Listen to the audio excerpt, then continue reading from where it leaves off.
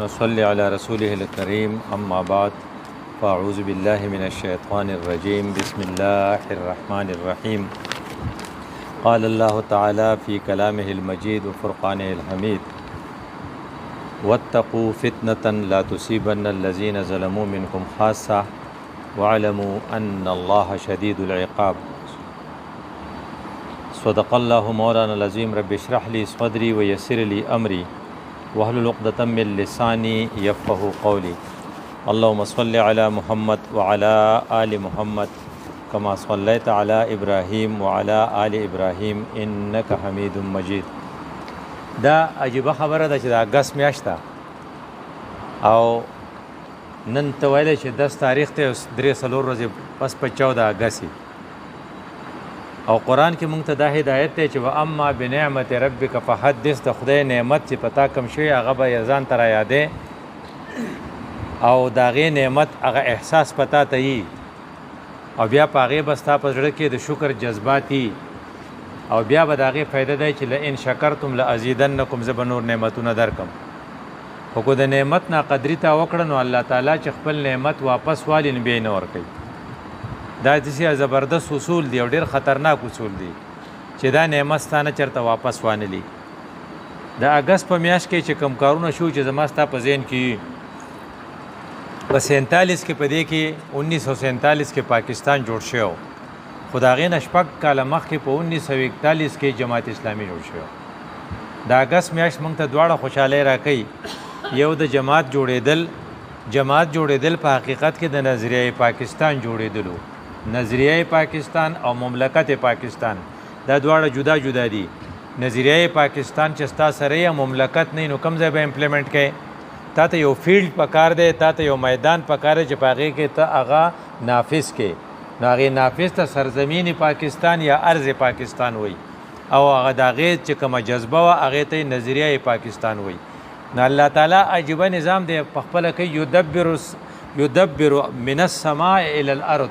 خدای د برې نه تدبیر جوړي د ښکته چې کوم کارونه کېږي دا اتومیټک نه کېږي. دا بره یو ذات دی او هغه د دې سیسټم جوړ کړی دی. بظاهر چې زما ستا لپاره کم کار د نقصان یي هغې کې لویه فایده یي. لکه فرض کړه یوسف علیه السلام پسې وروڼه ولمسېدله ویې دی کوی ته ارته و. اوس د خدای په ذهن کې خدا نقشه وه د الله تعالی په دغه کې په ریکارډ کې چې دی به د مصر بادشاه کېږي. نو هسې خو نه شو کېدی. د هغې لپاره ترتیب دا جوړ شو چې وروڼه یې ورته ولمسول، هغو کوی ته ارته وکړو، کوی نه قافلې واغستو، هلته کې بیا خرڅ شو. چې خرڅ شو زلیخې په الزام ولګاو، الزام نه پس جیل ته لاړ. په جیل کې بادشاه خوب ولیدو، د خوب نه تعبیر نه پس هغه بادشاه شو او دا بیا بني اسرائیل هغې طرف ته لاړل. نو دا د الله تعالی یو سیسټم یدبر الامر من السماء الی الارض. هغه بره نه تدبیر جوړ کړی او خلق پې خفه و. یعقوب علیه السلام پې هم خفه و.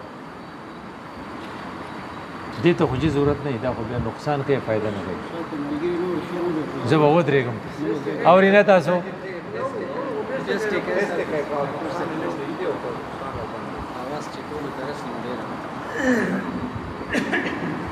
نو یدبر الامر من السماء الی الارض، بره نه چې تدبیرونه کېږي ښکته کار کېږي. داسې د موسی علیه السلام به څه چل کړی په دې چالیار کې هغې حافظ صاحب هلک والی نو موږ خپلو استادانو والي او موږ خپل شاګردانو هم والي. خو د هغه نه به خدای پردي اوچتولې چې سړی پې مړ شو. نو موسی علیه السلام هم سړي له سوک را پرېښی و. په سوک مري خو چې هغه مړ شو نو هغه خو به کیدی شي هغه ته کارډیک اریسټ شوی په هغې وخت کې او هغه دغه ورته وایي که نه سپونټینیس یو واقعه وشي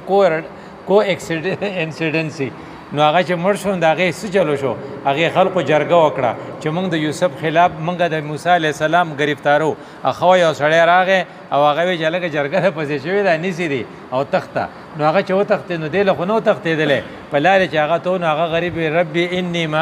لما انزلت الی من خیر فقیر. څومره سختې پې تېرې شوې خو هلته کې هغه خو بیا ټینګېدی نه شو چې ماشومه جنۍ ده هغه دی خوا ولاړه ده او ټول خلک خپل څاروي اوبه کوي. بیا هغه خو هغه د بادرۍ هغه نه ښایي نه پسې ورپاسېده او هغه لوبۍ دغه کړې نو چې هغې له هغه څاروي اوبه کړه نو د وخت نه مخکې کور ته لاړه. خو دا خو یدبر الامر من السماء الی الارض دی. هلته شعیب علیه السلام وایي چې الله ورشئ پسې رایولی میلمه غریب هم دغه شانتې تښتېدو هغه ته خو پروټیکشن او شیلټر پکارو او جو شیلټر ورته میلاو شو. دغه کوئی شعیب آئے میسر شبانی سے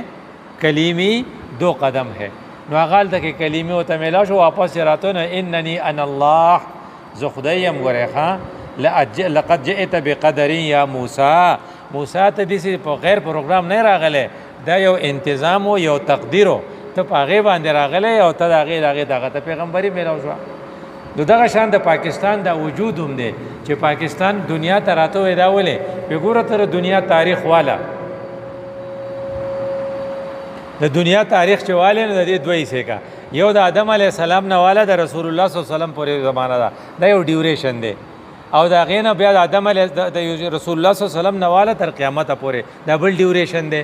دا دوه سيزونه په ذهن کې ساته دا ګلوب دی دی ګلوب تزمکه وي دی ته ارت وي یا ته پارابای کو ته ارز وي دا چې دی دا پلانټس دي ډیر شی سیاري دي خو په هغه کې د زمکه قیمت دا ده چې په دې باندې د ټولو نه قیمتي سیاره ده ځکه چې قیمتي مخلوق ته پی ولقد خلقنا الانسان فی احسن تقویم دا احسن تقویم دلته پیدا کړی دی نو د لپاره داس مکو آدم علی السلام دلته راولېګو چې دلته راولېګو نو یوازې هغه آدم نو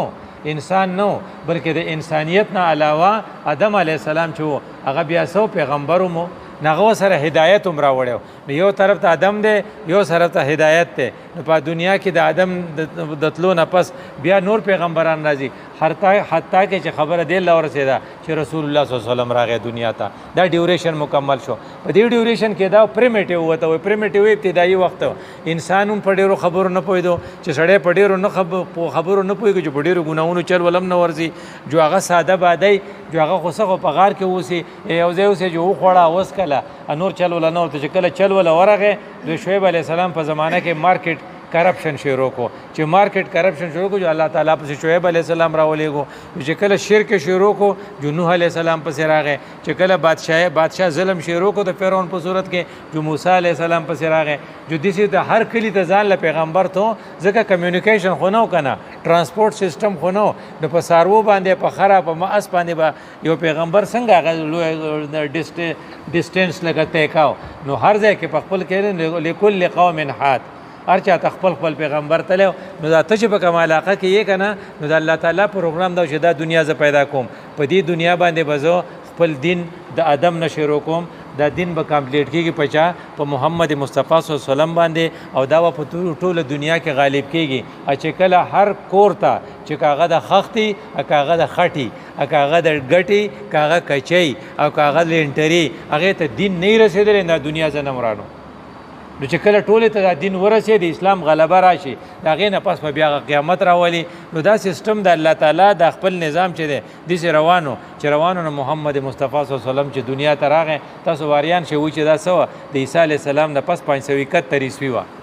571 عیسوی و رسول الله صلی الله علیه وسلم چې دنیا ته راغی نو چې دنیا ته راغی نه پاغه وخت کې څه چلو د ټولو نه بیکاره خلق د عربو خلق وایولې وی چې د رسول الله صلی الله علیه وسلم د پیدایش ته په هیستوري ته ګوره د رسول الله صلی الله علیه وسلم د پیدایش نه مخکې څه چل شو علم تر کیف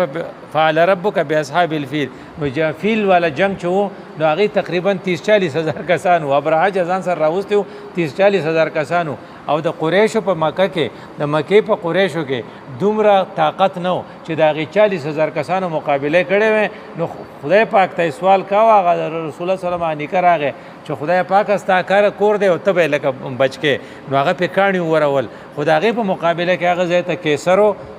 قیصر او کسراو یعنی ایران او رومو دغه چې په جنگونو پاغه ورځو کې په فوجان یو لاک دو لاک ان لاکون کې فوجي زبو پاغه کم آبادی کې او دلته کې د 40,000 کسان سګرونو مطلب دا دی چې په ورلد لیول باندې پر د ورلد په سیاست کې د عربو اس کردار نو خو مرګ وکا غلا وکا او د پلار د خزي سره یعنی د مېری د مور سره نکاح وکا او ښکار وکا بس دغه کارونه او شاعري وکا دا بیکاره خلق چې کنه دغه خدغه یو څو کارونه جوړه کول نو مطلب دا چې پولیټیکلی یا سوشلی دغه خلق سه ایڈوانس خلق نو خو چې رسول الله صلی الله علیه وسلم ورته راغی هغه خلقو ته دعوت شروع کو نو هغه ډېر ټوک 14 کاله په مکه کې او 10 کاله په مدینه کې واغستل او دا انقلاب دا غزینه شروع شوی دی او هغه خلق چې هغه د وخانو سره ول ولا خلقو هغه دنیا بهترین خلق جوړ کو ودا ولې وی رسول الله صلی الله علیه وسلم ته بهترین ټیم میلاو شو په ټیم کې څوک یو د غاز واج متطهرات وي ناغي وته په کور کې څه پرابلم نه کریټ کاو دسې لګي لګي خبرې چې به وشوي پس خبر باندې کالو خې چې مات کړو جو هغه به الله تعالی حل کړي او هغه د کور د مسایلو نه لکه بیغم سړی چې د کور د مسایلو نه بیغم